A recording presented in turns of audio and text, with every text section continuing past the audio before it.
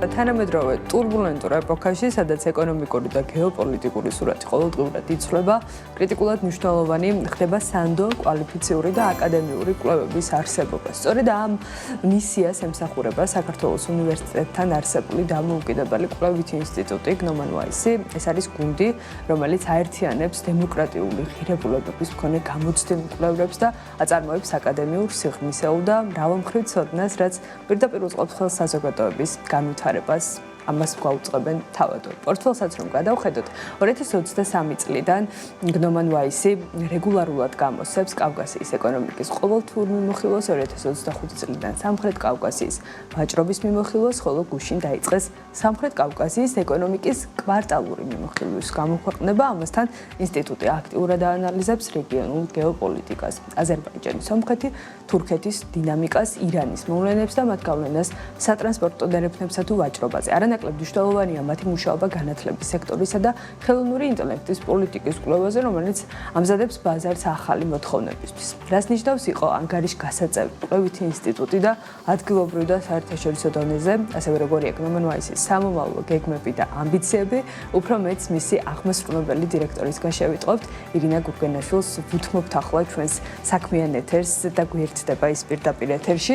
ირინა, ძალიან დიდი მადლობა თქვენი დროისთვის, სტუმრობისთვის.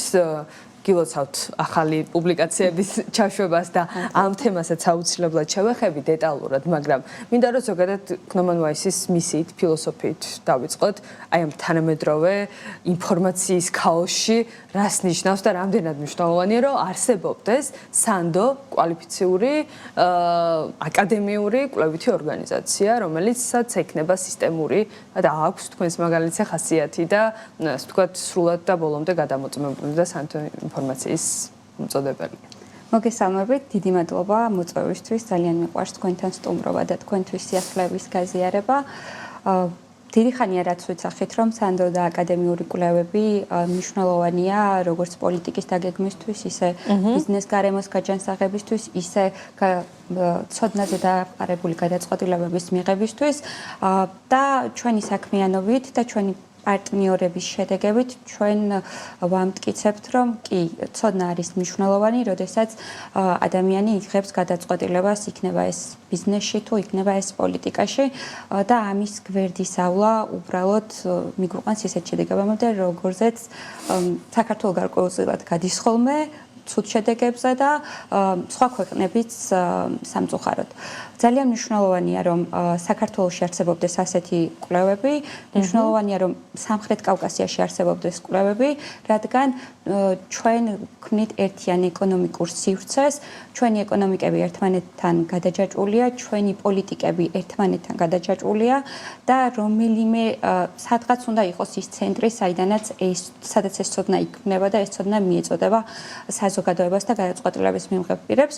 გნომან ვაისმა ეს მისია ჯერ კიდევ 2019 წელს აიღო, ჩვენ ძალიან ბევრი წარმატებული პროექტი და კვლევა გვაქვს და დღემდე არ ვჩერდებით, მიუხედავად იმისა, რომ ძალიან რთულ პოლიტიკურ გარემოში გვიწევს მოღვაწეობა. ჩვენს კოლეგებს მაინც ვცდილობთ, რომ კვალიფიციური კვლევები არ მოვაკლოთ ქართულ ბაზარს, კავკასიის ბაზარს და რაღაცნაირად ყველაფერი არ დავკარგოთ, რაც მნიშვნელოვანი იყო და არის სამომავლოდ. ირინა, გუშინ აიღო სტარტი კიდე ერთმა მიმართულებამ კვარტალური შედეგების გამოქვეყნება დაიწყეთ რეგიონის ეკონომიკის. რა არის ამ დოკუმენტის მთავარი ფოკუსი? რას მიმოიხილავთ და ვისთვის არის საინტერესო? ეს არის ბიზნეს წრეებისთვის, აკადემიური წრეებისთვის, დიპლომატიური კორპუსისთვის თუ ძირითადად ეს ვთქვათ სამიზნე აუდიტორიაც ვინ არის ამ? თუ ძალიან თამამი არ ვიქნები, ვიტყვი რომ ყველასთვის ვისაც აინტერესებს სამხრეთ კავკასია, ჩვენი რეგიონი, როგორც ბიზნესის, ეკონომიკის, ისე პოლიტიკის მიმართულებით და ისე ცხოვრებას თუ გადაწყვეტს უბრალოდ ჩვენს რეგიონში. ძალიან ამაყი ვარ, რომ მოვახერხეთ და უფრო ფართო მონაცემები დავამუშავეთ. ზოგადად გნომონოიზი 2023 წლიდან აქვეყნებს კავკასიის ეკონომიკის მიმოხილვას და ასევე კავკასიის ვაჭრობის მიმოხილვას უკვე 2025 წლიდან. ძალიან გვიამაყება ეს, იმიტომ რომ არსებობენ ორგანიზაციები, ჩვენი მეგობრები, პარტნიორები, მათ შორის ჩვენც ადრე ვაქვეყნებდით ცალკეული ქვეყნების მონაცემებს, საქართველოზე ცალკე, სომხეთზე ცალკე, აზერბაიჯანზე ცალკე და ასე შემდეგ. მაგრამ რაღაც მომენტში ჩვენ გავაცნობიერეთ, რომ ძალიან მნიშვნელოვანი იყო გაგვეკეთებინა კავკასია, სამხრეთ კავკასია, როგორც ეკონომიკური ერთეულის ერთიანი მონაცემები. ანუ ჩვენ ის ვაქციეთ ეკონომიკურ ერთეულად და დავიწყეთ მისი გაზომვა. ზოგადად მსოფლიო ბანკს, სავალუტო ფონდს, რა თქმა უნდა, აქვს სამხრეთ კავკასიის მონაცემებს ისინი იზომავენ და აქვეყნებენ ყოველწლიურად ანგარიშს, თუმცა ძალიან მნიშვნელოვანია, რომ ისინი ამას აკეთებენ დიდი რეგიონის თვალსაზრისით და ჩვენი მონაცემები მიბმული არის ცენტრალური აზიის მონაცემებთან. დამეთანხმებით ცენტრალური აზიის ბაზარი არის ძალიან დიდი, ძალიან განსხვავებული, მათ შორის სამხრეთ კავკასიის რეგიონისგან და რაღაცნაირად ისე ჩანდა, რომ ხალხურ ენაზე რომ ვთქვათ, ყლაპავდა ცენტრალური აზიის მონაცემები სამხრეთ კავკასიის მონაცემებს და ჩვენ არ გქონდა შესაძლებლობა დავკვირვებოდით კავკასიას ისე ცალკე როგორც ეკონომიკურ ერთეულს. და რაღაცნაირად ავიღეთ ეს მისია და ჯერ გავაკეთეთ მოკლებადიან შედეგებზე ორიენტირებული და ყოველთვიურად ვაქვეყნებდით ამ დინამიკას და რაღაც ეტაპზე მივხვდით, რომ ვიყავით მზად იმისთვის, რომ აგვეწია უფრო დიდი მონაცემები, მეთოდოლოგია უკეთესად დაგვემუშავებინა და გუშინ ჩავუშვით ძალიან კარგი პროდუქტი. ეს არის კვარტალური მიმოხილვა. ამ ეტაპზე დავამუშავეთ 2025 წლის ბოლო კვარტლის მონაცემები და ეს არის ძალიან კარგი გზა იმისთვის, რომ ინვესტორებს გავაცნოთ რეგიონი, გავაცნოთ არამხოლოდ მაკროეკონომიკური მონაცემების მიმართულებით, არამედ შევავსოთ გეოპოლიტიკური ცოდნაც და ეს არის საერთაშორისო ურთიერთობების მიმართულება გნომონოიზის, ცალკე გუნდი მუშაობს ამაზე. რომ გავაანალიზოთ პოლიტიკა, საერთაშორისო პოლიტიკა, გავაანალიზოთ მაგალითად როგორ ირანის მოვლენები როგორ აისახება ჩვენ სატრანსპორტო დერეფნებზე. აი ამ თემაზე მინდა რომ აუცილებლად დრო დაგვრჩება, იმედი მაქვს და ვისაუბრებთ, მაგრამ მოდი ახლა ეს სიახლე მინდა ამოვწუროთ. კავკასია შედგა როგორც სახელმწიფო ეკონომიკური ერთეული, ხო? რასაც ჩვენებს სად ვართ გლობალურ რუკაზე, საქართველოსთან ერთად ცხადია, სად მოიაზრება ჩვენი მეზობლები ამ ერთიან სურათში. და ვისვედარებით, სად გვაქვს უპირატესობა, რა ზრდის ტემპი გვაქვს და ასე შემდეგ. რა ჩვენა ამ შედეგები? ზოგადად კავკასია არის მცირე ღია ეკონომიკა, შესაბამისად ნებისმიერი ცვლილება, რაც რეგიონში მიდის, ძალიან აისახება ჩვენს მონაცემებზე. იგივე კი შმულგვენებით უნდა დაუბრუნდეთ ირანის კრიზისს, მაგრამ იგივე ირანში განვითარებულმა მოვლენებმა ძალიან ისეთი კვალი დაატყო, მათ შორის კავკასიის ეკონომიკის განვითარებას, კვალი დაატყო ვაჭრობას, აზერბაიჯანში მაგალითად არ გვაქვს თლად სახარბიელო მონაცემები ნავთობის მიმართულებით და შეიძლება ითქვას, რომ კავკასია მსოფლიოსთვის ახლა პატარა ერთეულია, პატარა რეგიონია. ჩვენთვის დიდი არის და ჩვენზე დიდი გავლენა აქვს. ვისვედარებით გამიჭირდება ამის აი გლობალურ თქვათ იგივე მთლიანში და პროდუქტის რუკაზე.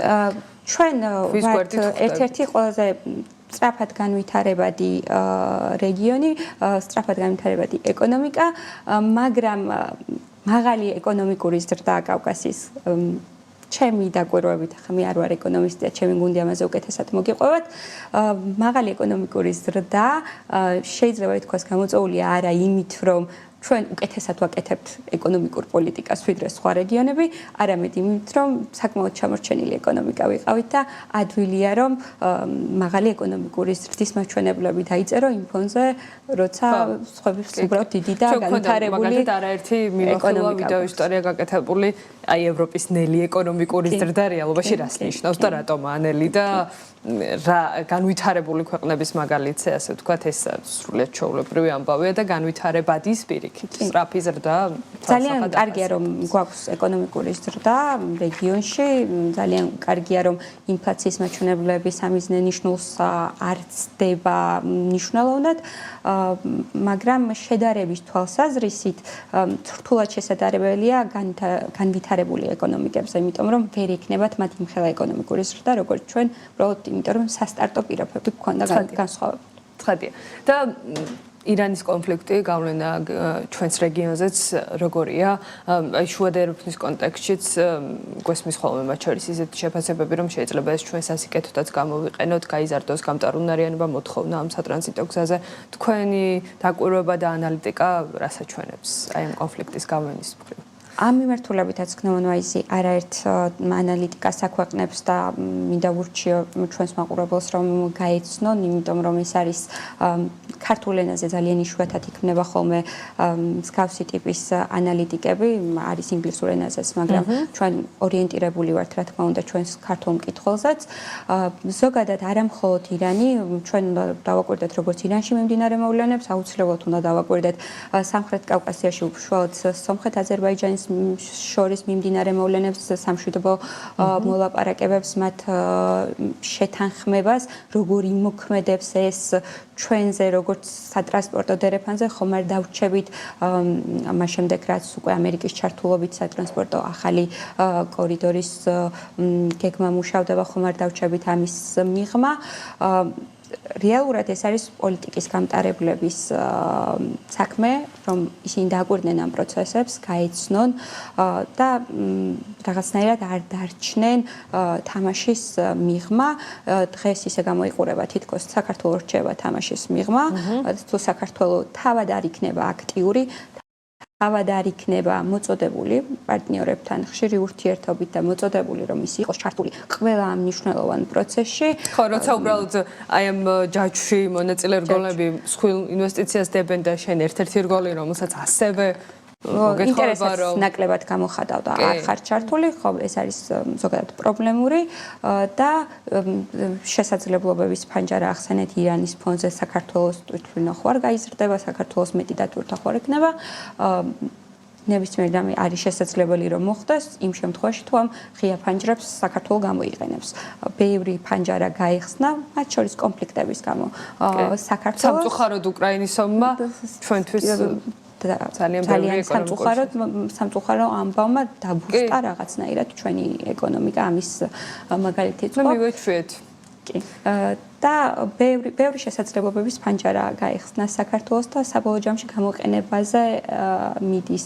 თუმცა ეს იმას არ ნიშნავს, რომ გადაწყვეტილების მიმღებირები გამოიყენებენ თუ არ გამოიყენებენ ამას. ჩვენ კვლევითმა ინსტიტუტებმა იმ ადამიანებმა, ვინც უნდა შევქმნათ ამაზე ცოდნა, რომ ცოდნა საძიებელი არ გაგვიხდეს სხვაგან, ამის კეთებაზე უარი უნდა ვთქვათ. ამიტომ ამაშიც ვხედავთ ჩვენს მიზანს, რომ საქართველოში დაგროვდეს ძლიერი ინსტიტუციური მეხსიერება და ძლიერი ცოდნა საჭირო დროს გამოყენების. აი 2 წუთით აქ ჩასულდა, სანამ შევაჯამებდით ჩვენ საუბარს, ლიდერშიპ აკადემიაც არ მინდა რომ გამოგვჩვეს თქვენი ინიციატივა, რას ემსახურება, რა შინაარსის მატარებელია და როდის შეგვეძლება რომ მისი პირველადი შედეგებიც ვიხილოთ. იმედი მაქვს რომ სექტემბერში ჯერა რომ სექტემბერში ჩავუშვებთ ამ პროექტს. ზოგადად აქამდე გნომონვაის დაუგროვდა ძალიან დიდი გამოცდილება, ჩამოგვეყვანა ჩვენი საერთაშორისო პარტნიორები, საინტერესო ადამიანები, მკვლევარები, პროფესორები, გადაწყვეტილების მიღებები საქართველოში, გაგვეცნო მათთვის საქართველო პოლიტიკურად, ეკონომიკურად, კულტურულად და საქართველოსადმი ერთგულება რაღაც გაგვეყოლებინა მათთვის და ამით დიდხანს ასე მუშაობით ჩვენ მივხვდით რომ შეგვეძლო რომ რაღაც განსაკუთრებული პროექტით წამოგვეწყო და ჩვენი გამოცდილება ვის ინვესტირება გაგვეკეთებინა ამაში ჩვენ გადავწყვეტეთ რომ ლიდერებს ჩვენს რეგიონში და მის მიღმაც რა თქმა უნდა გაფართოებასაც ვაპირებთ შევქმნათ უნიკალური გარემო მოვწყვიტოთ თავის ყოველდღიურ რეალობას სადაც ისინი რაც უფრო მაღალ კარიერის მაღალ ეტაპზე ადიან მით უფრო პულსიდან ხელს იღებენ როგორია რეალურ გარემოში ცვალებად თაობებში ცვალებად კულტურულ გარემოში მათი ცხოვრების განვითარება, მათი ბიზნესის განვითარება, ამ ყველაფერს მოვწყვეტოთ და გაჯეტების, ყოველგვარი ასისტენტების დახმარების გარეშე შევქმნათ რთული სიტუაციური ამოცანები და მათი გადაჭრის გზებზე ვაფიქროთ და მათთან ერთად ვიფიქროთ ჩვენ. ძალიან ველოდები მეც ამ პროექტს და იმედი მაქვს, რომ სექტემბერში უკვე თქვენთან ამას ხმამაღლა გამოვაცხადებ. ძალიან დიდი მადლობა ირინა, წარმატება თქვენ, ჩვენც ველოდებით და მზად ვართ იმისთვის, რომ შემდეგ გავუზიაროთ ამ პროექტის შედეგები სიახლეები ჩვენ საქმიან მაყურებელს და არ მხოლოდ ამ პროექტის ყველა მიმართულების, რასაც უდგახართ სათავეში, ბევრი თემა დაგვრჩა განსახილველი, მაგრამ იმედს ვიტოვებ, რომ უკვე სხვა თემები, სხვა სიახლეები, სხვა კვლევები თუ ახლოს პერსპექტივაში მომავალში გვექნება შესაძლებლობა, რომ ვისაუბროთ კვლავ განვაგრძოთ დისკუსია საქმიან ამბებზე და მათ შორის იმ კვლევებზე, რომელსაც გვაწვდის მუდმივ რეჟიმში გნომან ვაისი, ირინა გურგენაშვილს, გნომან ვაისის აღმასრულებელ დირექტორს უსმედით თქვენ ახლა პირდაპირ ეთერში.